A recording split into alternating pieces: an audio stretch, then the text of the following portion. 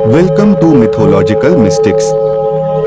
एक बार श्री कृष्ण ने सभी पांडवों को अपने पास बुलाया और उन्हें बोला कि आप सभी अलग अलग दिशाओं में जाइए और आपको जो भी दिखे वापस आकर मुझे बताइएगा, मैं उसका अर्थ आपको समझाऊंगा। श्री कृष्ण से आज्ञा लेके सभी पांडव अलग अलग दिशाओं में चले गए।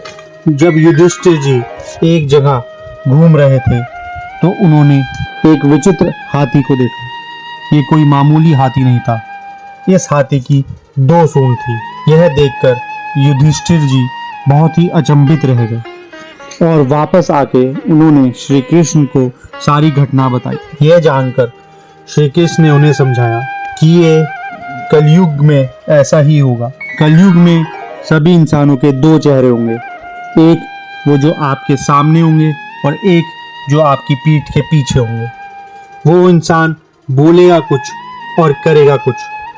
आपके सामने बहुत मीठे होंगे, आपकी हाँ में हाँ मिलाएंगे, लेकिन आपके पीछे आपकी ही बुराइयां करेंगे। इंसान दूसरे इंसान पे कभी भरोसा नहीं कर पाएगा। यह बात आज से कलयुग में बिल्कुल लागू होती है। आज हम लोग कुछ बोलते हैं और करते कुछ हैं। पीठ के पीछे लोगों के बारे में बुराइयां करते हैं, उन्हें भला बुरा कहते हैं, पर जैसे ही वो सामने आते हैं उनकी प्रशंसा करते हैं। और यही बात श्री कृष्ण जी ने युधिष्ठिर को समझाई थी। अर्जुन दूसरी दिशा में गए और उन्होंने देखा एक पक्षी जिसके पंखों पर धार्मिक मंत्र लिखे हुए हैं, वो जानवर का मांस खा रहा है।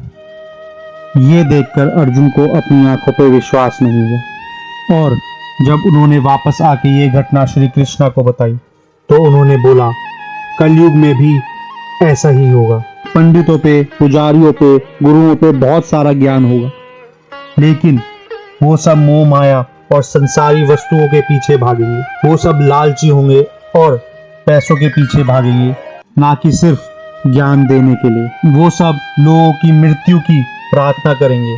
वो अपने भक्तों का फायदा उठाएंगे, उन्हें गुमराह करेंगे। लोग दूसरों की मृत्यु की प्रार्थना करेंगे ताकि वो उनकी संपत्ति ले सकें। और आज के दौर में ये सब ही हो रहा है। गुरु बाबा लोगों को गुमराह कर रहे हैं, वो उनको भटका देते हैं और ऐसी राह पर ले जाते हैं जहां से वो वापस नहीं आ पाते। लोग अपने ही परिवार में लोगों की मृत्यु की प्रार्थना करते हैं जिससे उनको पारिवारिक संपत्ति मिल सके। बड़े से बड़ा व्यक्ति भी संतुष्ट नहीं है, वो भी लोगों का बुरा ही सोचता है जिससे उसका फायदा हो सके। तो यह सब कलयुग में आज हो रहा है और यही सब श्री कृष्णा ने अर्जुन को बताया था। नकुल ने देखा एक बड़ा पत्थर एक पहाड़ी से नीचे गिर रहा है। उस पत्थर के रास्ते में बड़े बड़े पत्थर पेड़ आए पर उसे कोई नहीं रोक पाया। अंत में एक छोटे से पौधे ने उस पत्थर को रोक दिया। यह देखकर नकुल बड़े हैरान हो गए और इसका अर्थ जानने श्री कृष्णा के पास पहुंचे। श्री कृष्ण बोले कि कलयुग में लोग सफलता के पीछे अपना चरित्र भूल जाएंगे। वो ऐसे ऐसे काम करेंगे जो बताए नहीं जा सकते। जो भी सफलता के रास्ते में चाहे वो कोई परिवार का सदस्य ही क्यों ना हो, पर यह सब करने के बाद भी उन्हें मन की शांति कभी नहीं मिलेगी। वे हमेशा दुखी और परेशान रहेंगे। चाहे वो कितने भी सफल हो जाएं, पर वो चैन की नींद कभी नहीं सो पाएंगे। चैन बस भगवान का नाम लेने से ही मिलेगा। और यह बात आज कलयुग में बिल्कुल सही बैठती है।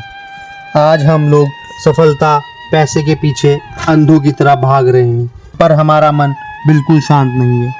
हम परेशान रहते हैं, हमें अच्छे से नींद भी नहीं आती और हमेशा गुस्सा रहते हैं।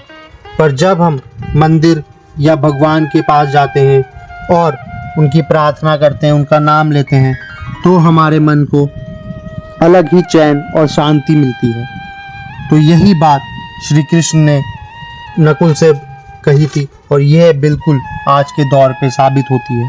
सहदेव जब एक दिशा में गए तो उन्होंने देखा एक कुआं है जो बीच में है और उसके चारों तरफ 4 कुएं हैं। जो बीच का कुआं है वो सूखा पड़ा है, बाकी चारों कुओं में पानी ऊपर तक भर के बाहर बह रहा था। यह देख उनको कुछ समझ नहीं आया और वह श्री कृष्ण पे गए और उन्होंने बताया कि उन्होंने क्या देखा। तो श्री कृष्ण ने उन्हें बताया कि जो बीच वाला कुआं है वो गरीबों को दर्शाता है और जो बाकी 4 कुएं हैं वो अमीरों को, और कलयुग में भी ऐसा ही होगा।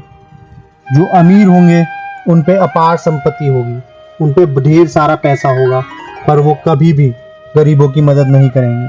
अमीर और अमीर होता जाएगा और गरीब होता जाएगा। अमीरों पे इतनी धन दौलत होगी कि वह संभाल नहीं पाएंगे, पर वह गरीब को कभी भी खाना नहीं खिलाएंगे। पर अगर जो कोई गरीब भूखा भी मर रहा होगा तो वह उसे खाना नहीं देंगे। लोग बहुत स्वार्थी होंगे और वह सिर्फ अपने बारे में सोचेंगे। वह बस यह सोचेंगे कि ज़्यादा से ज़्यादा धन दौलत कहाँ से इकट्ठा कर सके। इतनी धन दौलत कि वो संभाल नहीं पाएंगे, गिन नहीं पाएंगे, पर तब भी उन्हें और चाहिए होगा। और गरीब गरीबी के कारण मरता जाएगा, पर उसकी मदद करने कोई नहीं आएगा। आज के कलयुग में बिल्कुल ऐसा ही हो रहा है।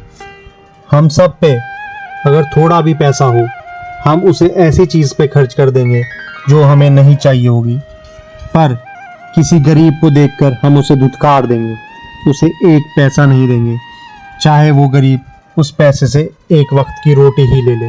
भीम ने देखा एक गाय ने एक बछड़े को जन्म दिया और जन्म देने के बाद वह बछड़े को चाट रही थी। बछड़ा जब पूरी तरह साफ भी हो गया था, गाय का चाटना नहीं रुका, और ये देख के लोगों को जबरदस्ती बछड़े को गाय से अलग करना पड़ा, और इस दौरान बछड़े को चोट भी आ गई। यह वाकया भीम ने श्री कृष्ण को जाके बताया, तो उन्होंने बोला कि कलयुग में भी ऐसा ही होगा। लोग अपने बच्चों से इतना प्यार करेंगे कि वह उनकी गलतियों को नजरअंदाज करेंगे, उनकी कमियों को छुपाएंगे, वह उनकी कमजोरियों पर पर्दा डालेंगे। यही प्यार उन बच्चों के भविष्य और सपनों का दुश्मन बनेगा। यही ओवर प्रोटेक्टिव नेचर बच्चों की कैपेबिलिटीज को दबाएगा और कभी वो अपनी फुल कैपेबिलिटीज तक नहीं पहुंच पाएंगे। इसी कारण बहुत से बच्चे अपने आप कुछ नहीं कर पाएंगे और वो हमेशा सहायता ढूंढेंगे। इन घटनाओं से श्री कृष्ण हमें यही बता रहे हैं कि आज हम कितने स्वार्थी हो चुके हैं। हम सफलता के पीछे ऐसे भाग रहे हैं, हमें कुछ दिखाई नहीं दे रहा है। हम अपने परिवार को, जो लोग हमारा भला चाहते हैं, उनसे बहुत दूर हो चुके हैं। उन्हें ही हम अपना दुश्मन समझते हैं और मोह माया के पीछे इतने अंधे हो चुके हैं कि आगे का रास्ता हमें साफ दिखाई नहीं दे रहा है। अगर हम थोड़ी देर रुकें, सोचें कि हमें असली में क्या चाहिए, क्या हमारे पे जो है वो हमारे लिए काफ़ी नहीं है, क्या हम किसी और की सहायता कर सकते हैं? पर नहीं, हम पे जितना है वो तो हमारे लिए हमेशा कम ही होगा और हमें हमेशा ज़्यादा ही चाहिए, चाहे वो पैसा हो, सफलता हो या नाम हो। दूसरों की मदद करना सबसे बड़ा पुण्य है और वही हम आज भूल चुके हैं। तो इन्हीं बातों से श्री कृष्ण कलयुग के बारे में पांडवों को बताते हैं और ये बातें आज के कलयुग में बिल्कुल सही साबित हुई हैं। If you like this video, please leave a comment. For more such videos, kindly subscribe to our channel. Thank you.